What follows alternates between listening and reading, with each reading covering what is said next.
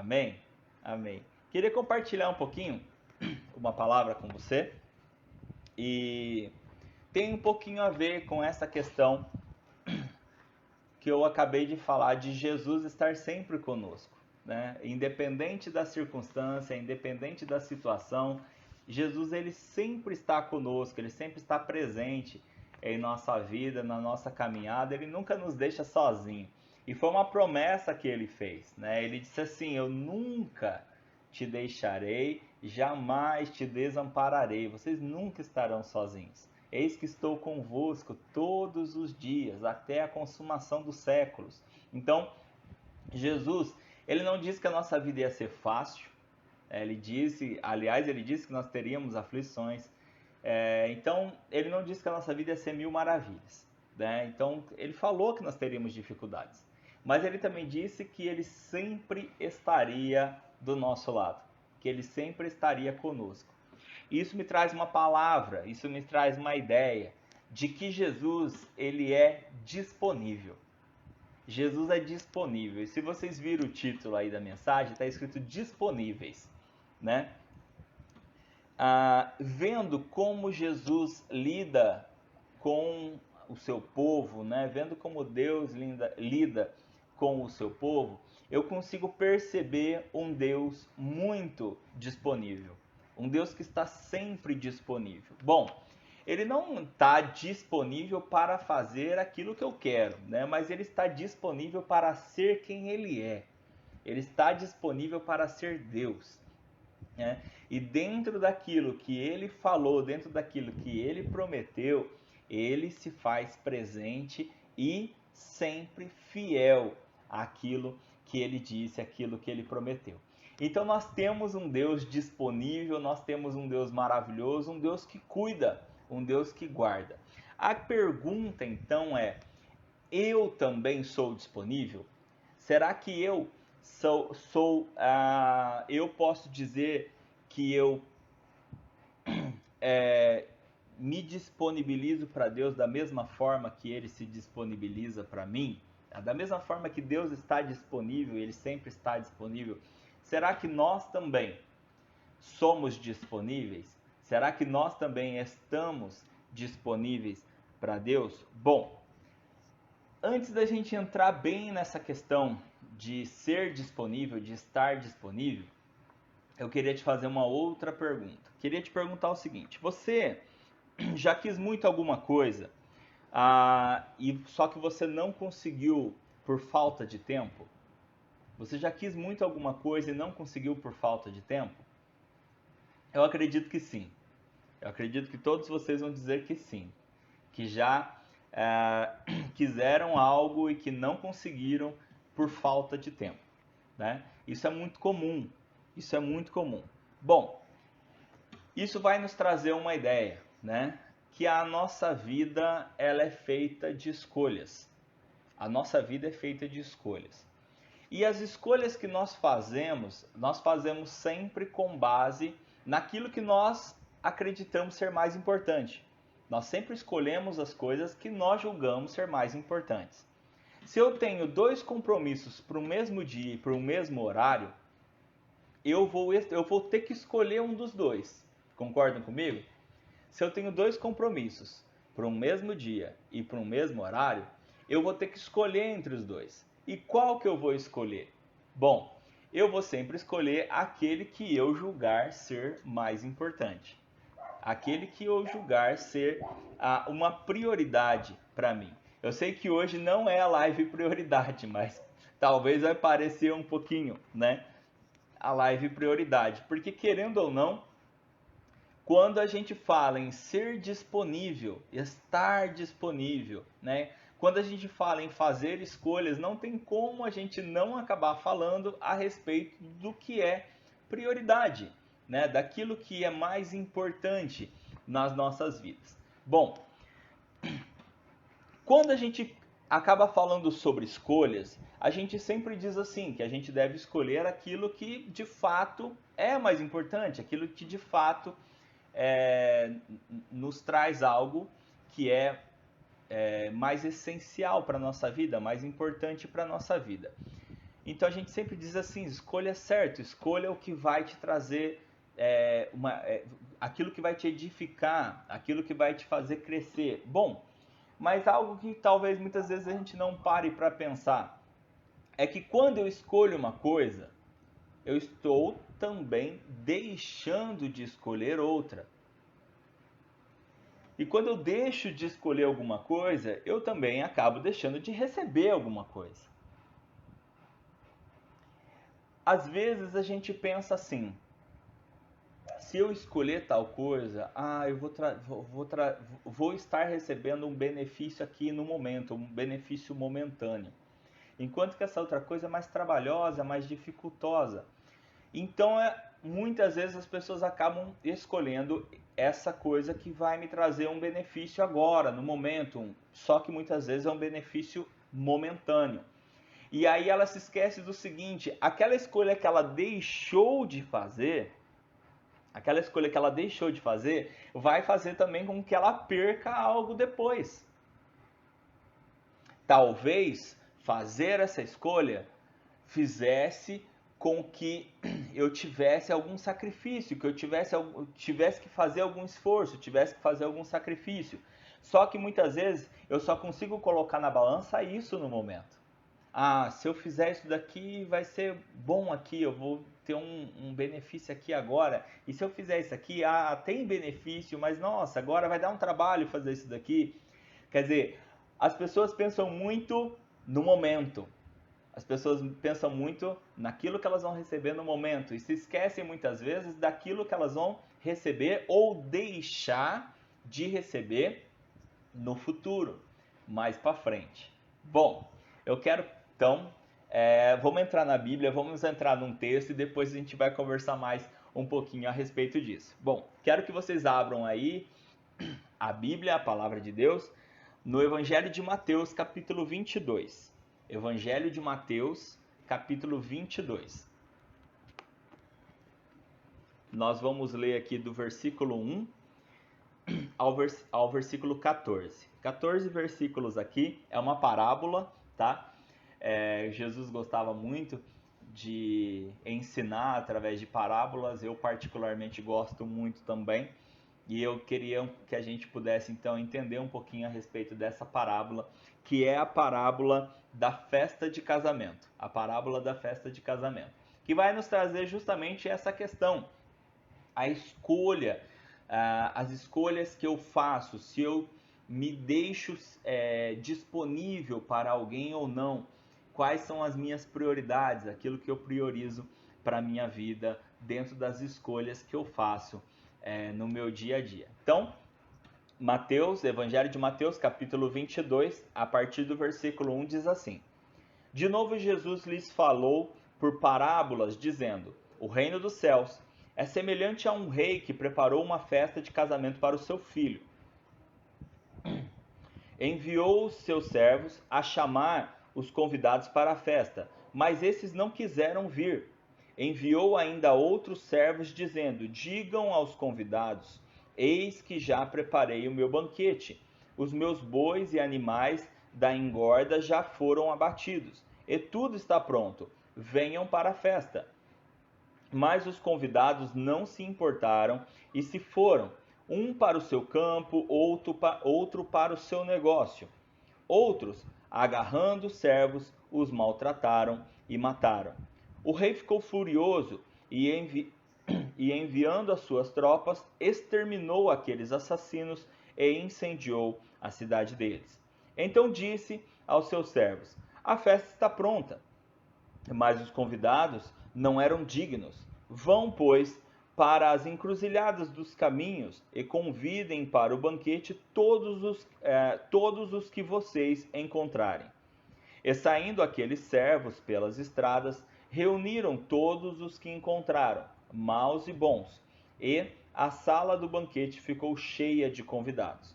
Mas, quando o rei entrou para ver os que estavam à mesa, notou ali um homem que não trazia veste nupcial, e perguntou-lhe: Amigo, como você entrou aqui sem veste nupcial? E ele emudeceu. Então o rei ordenou aos serventes: Amarrem os pés e as mãos dele, e atirem-no para fora, nas trevas. Ali haverá choro e ranger de dentes, porque muitos são chamados, mas poucos são escolhidos. Amém? Bom, nós temos aqui uma parábola que se chama parábola da festa de casamento. Então Jesus, ele começa a contar essa parábola e ele vai fazer então, mais uma vez, como algumas outras parábolas também, ele vai contar uma parábola que, segundo ele vai fazer uma analogia, né, do reino de Deus, do reino dos céus. Então ele vai dizer, como diz ali no começo, né, no versículo 2, o reino dos céus é semelhante. Então, ou seja, ele vai contar algo para que as pessoas possam entender um pouco como funciona o reino dos céus.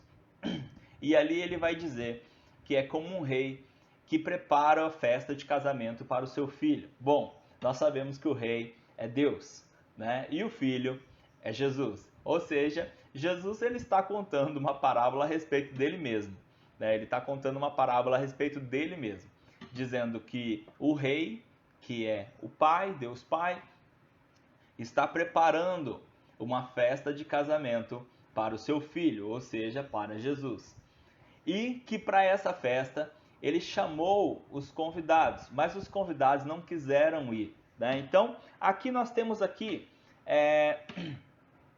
duas interpretações. A primeira é que aqueles primeiros convidados que não aceitaram, ele se refere justamente aos judeus, porque os judeus não aceitaram Jesus, né? Se recusaram a aceitar Jesus. Então, como os judeus não aceitaram, o rei, o Pai, Deus Pai, ele fala então convidem todos. Então, nós, né, que éramos, né, os gentios, né, gentios, para quem não sabe, é todo aquele que não é judeu, né, os judeus consideravam todos os povos que não fossem judeus como gentios, né? Então nós somos parte, né, do povo gentil. Nós não somos judeus, então nós somos parte do povo gentil. Nós somos então esse segundo grupo de pessoas que estão sendo convidadas para a festa de casamento, já que o primeiro grupo não aceitou o convite, então foi aberto o convite para que todos aqueles que quisessem aceitar. Isso inclui então eu e você. Como eu disse, a gente tem duas interpretações. A primeira é essa, porque Jesus sabia que os judeus não estavam aceitando a ele e não iriam aceitar. Então ele fala, o primeiro grupo não aceitou, os primeiros convidados não aceitaram o convite do casamento. Então o Pai abriu o convite para todas as pessoas que quisessem aceitar. E como eu disse para vocês, esse primeiro grupo se refere ao povo de Israel e o segundo grupo aos gentios, a todos, né? No caso nós, né?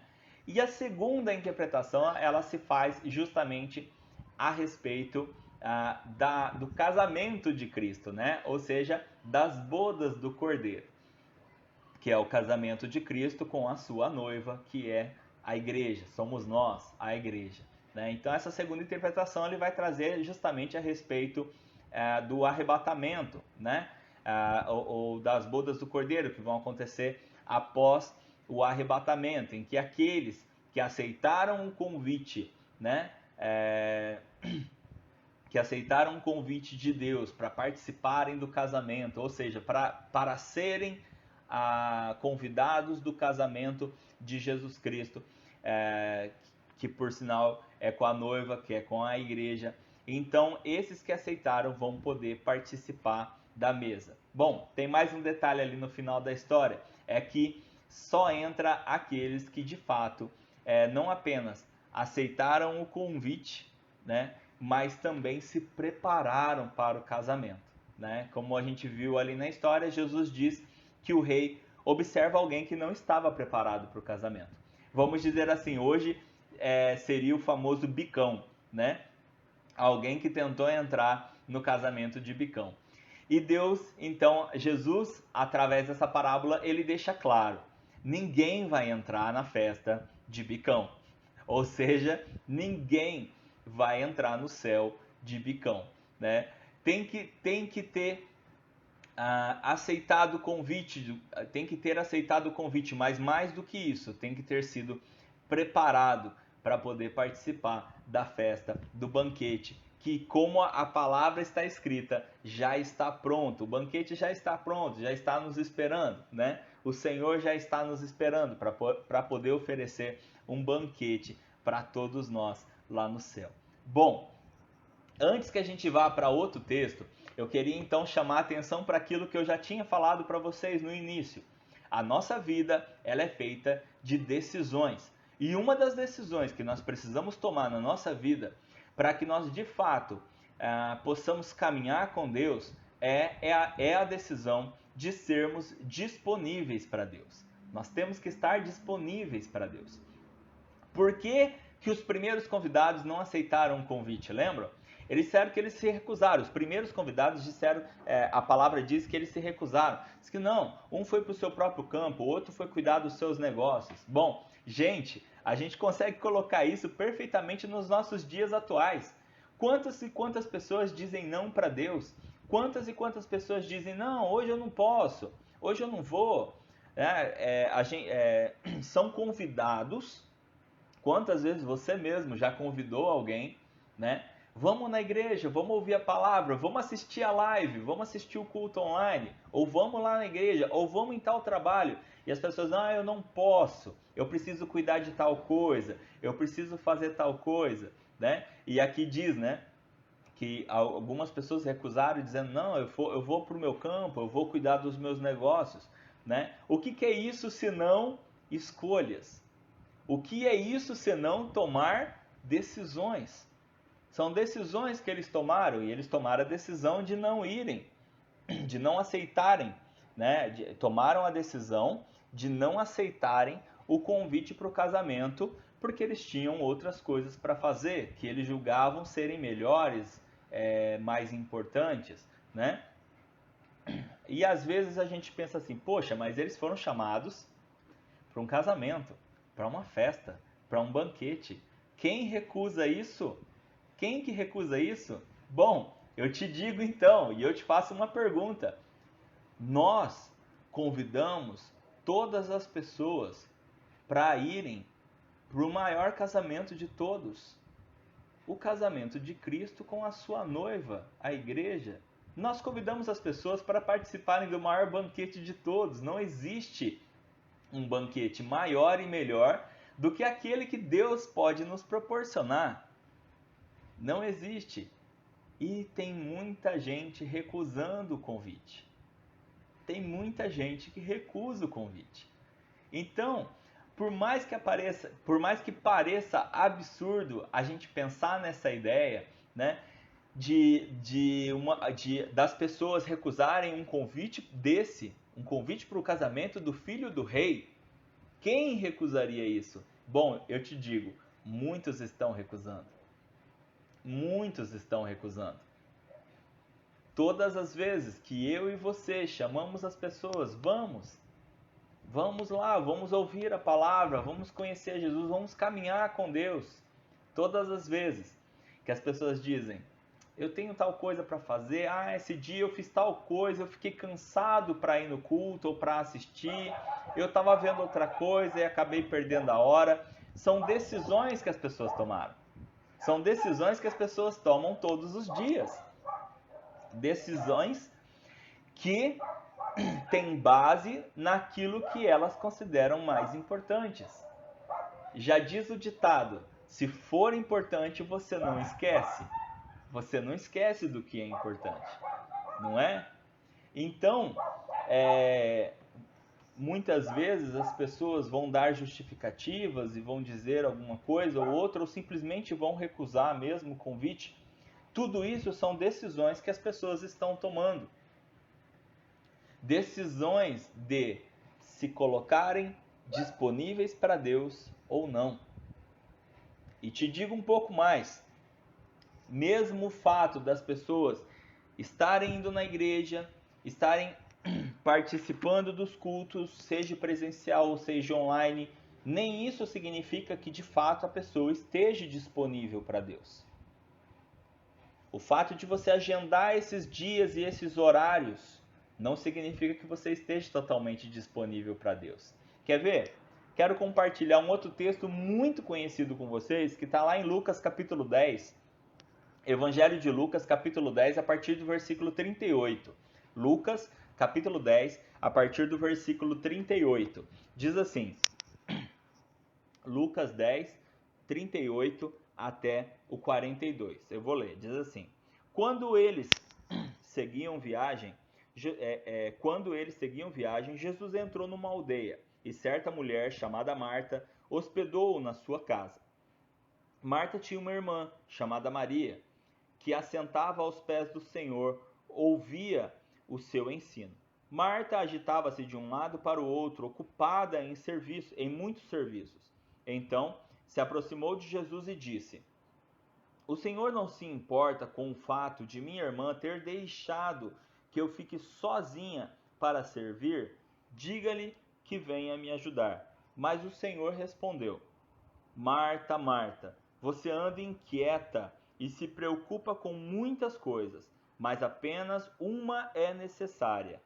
Maria escolheu a boa parte, e esta não lhe será tirada.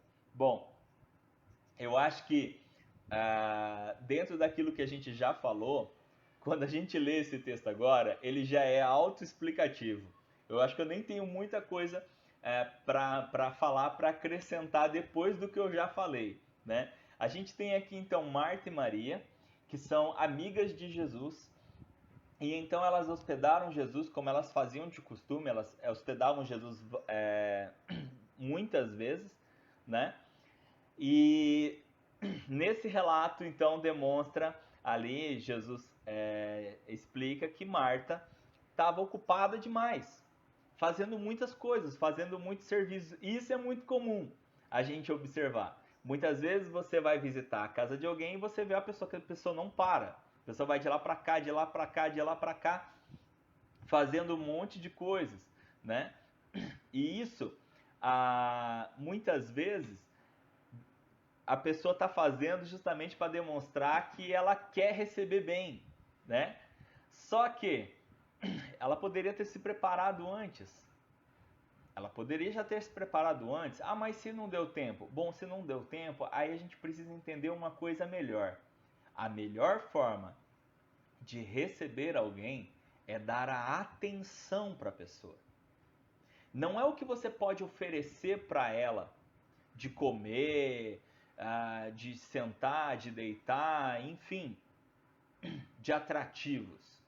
A melhor coisa que você pode oferecer para quem você está recebendo é você mesmo, é a sua atenção.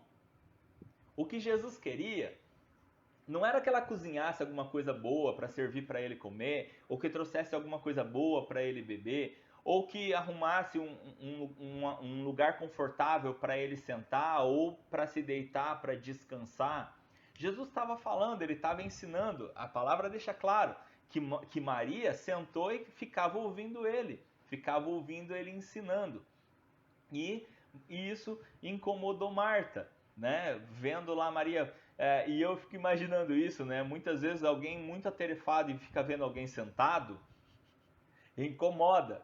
Só que o que Marta não entendeu é que Maria não estava simplesmente sentada sem fazer nada. Na verdade, ela estava recebendo Jesus melhor do que Marta. Só que Marta não conseguia ver isso. Para ela estava fazendo o melhor.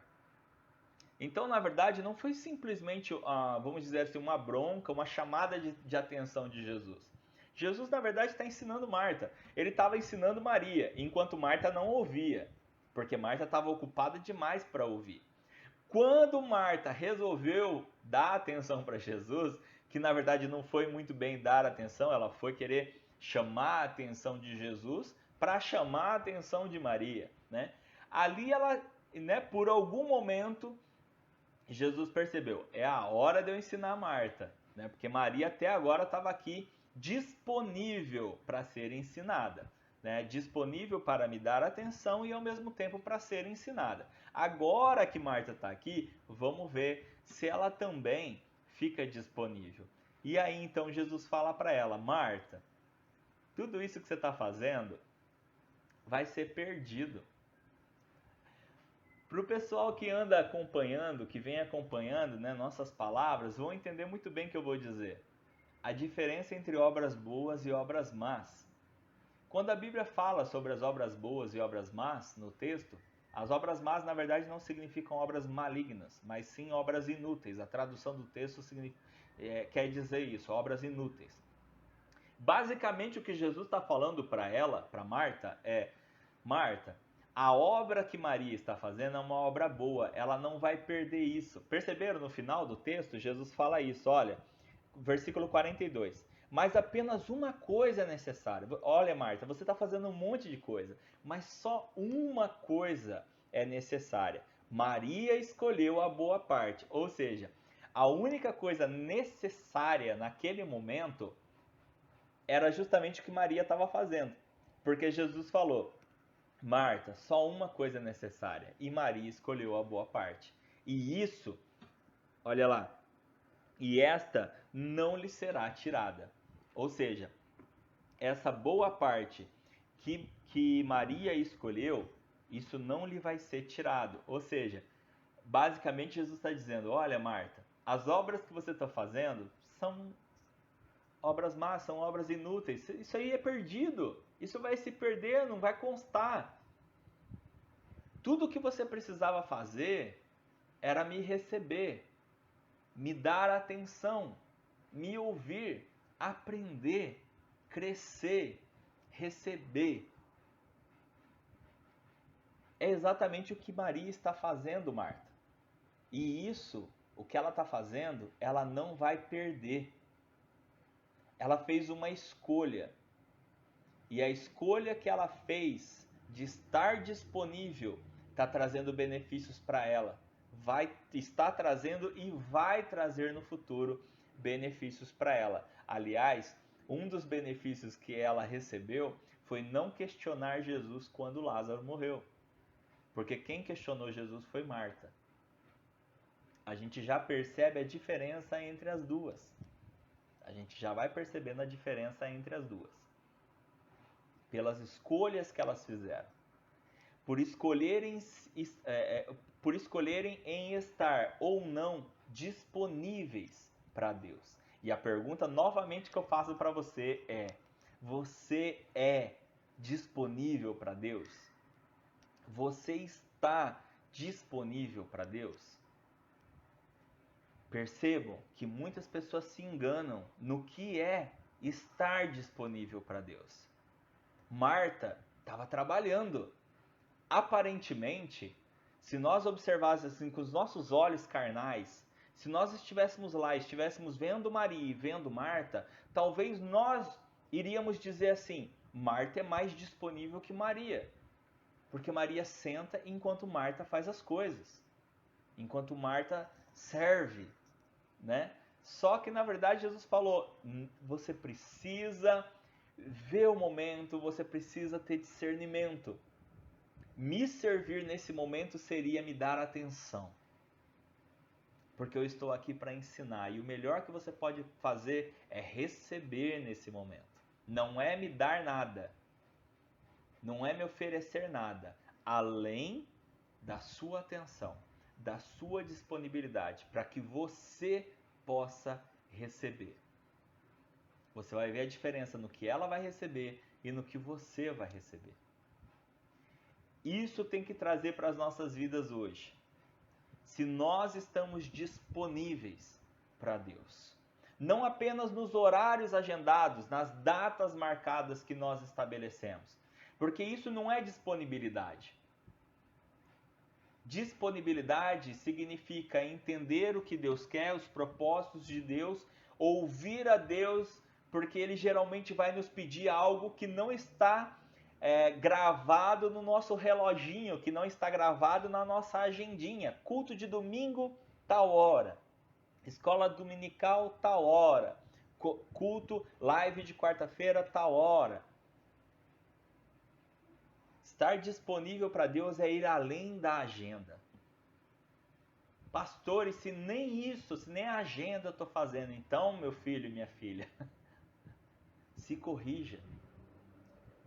Eu nem vou dizer assim, ora, porque é mais do que isso. É mais do que orar, é se corrigir. A Bíblia diz, vigiai e orai. E perceba uma coisa, vigiar está antes de orar. Por que que vigiar está antes de orar? Não é por acaso. Quando ele diz vigiai e orai, ele está dizendo, você primeiro precisa vigiar, você primeiro precisa observar a sua vida, a sua situação e as coisas que você está fazendo para que você ore direito. Porque se você não está de olho na sua vida, nas coisas que estão acontecendo, o que você vai orar? Ou será que você vai fazer aquela oração gravada, reza, né? Ou será que você vai fazer aquela reza? Aquela oração decoradinha de todo dia. Por isso que a palavra diz, vigia primeiro. Para que você observe o que você está fazendo e o que você está deixando de fazer. Para que na hora que você orar, você saiba como falar com Deus. Você saiba o que fazer. Amém? Para fechar, primeiro nós falamos da parábola da festa de casamento, em que ali as pessoas decidiram se estariam disponíveis ou não. E a consequência nós vimos depois do texto, e que aqueles que ficaram de fora, o que o rei falou? Lança esse cara lá fora, porque lá fora é choro e ranger de dentes.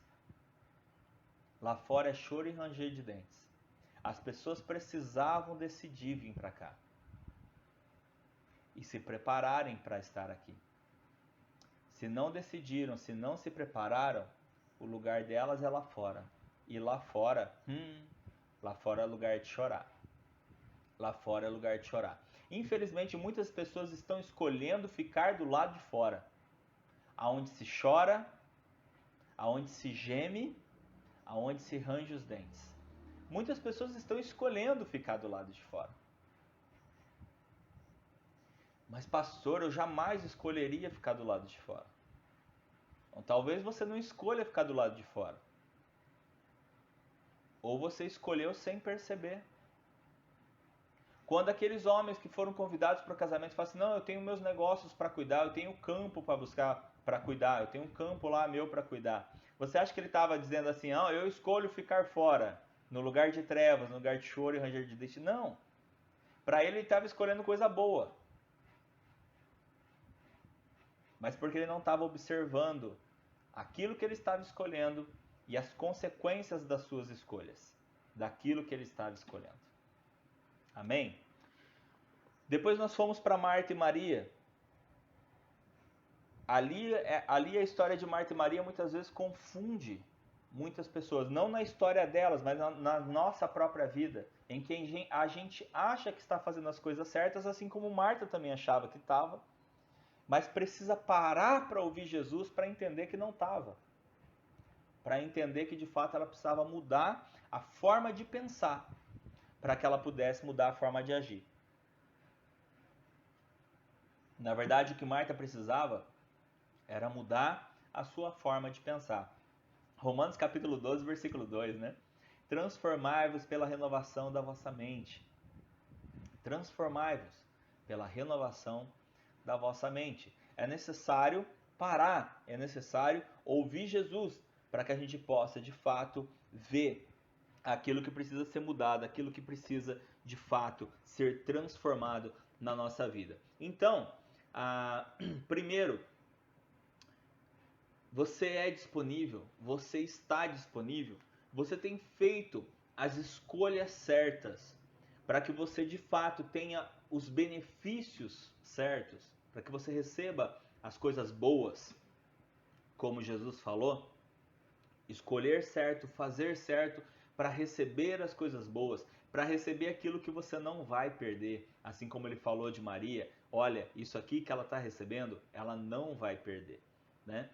Para isso, Nós precisamos de fato entregarmos a nossa vida diante de Deus de verdade para que nós possamos ser guiados por eles. Muitas vezes, o que nos faz fazer escolhas erradas é como nós vemos as coisas. Salmo 37 nos ensina isso. Salmo 37, a partir do verso 1, diz assim: Não se irrite por causa dos malfeitores, nem tenha inveja dos que praticam a iniquidade. Pois em breve eles secarão como a relva e murcharão como a erva verde. Confie no Senhor e faça o bem. Habite na terra e alimente-se da verdade. Agrade-se do Senhor e ele satisfará os desejos do seu coração. Entregue o seu caminho ao Senhor, confie nele e o mais ele fará. Bom, esse texto de Salmo, ele já nos ensina isso. O quê? Muitas vezes as pessoas fazem escolhas baseadas na vida dos outros. Ah, fulano tem a vida tudo à torta. Fulano, fulana faz tudo errado, não vai na igreja, não lê a Bíblia, não ora e tá se dando bem.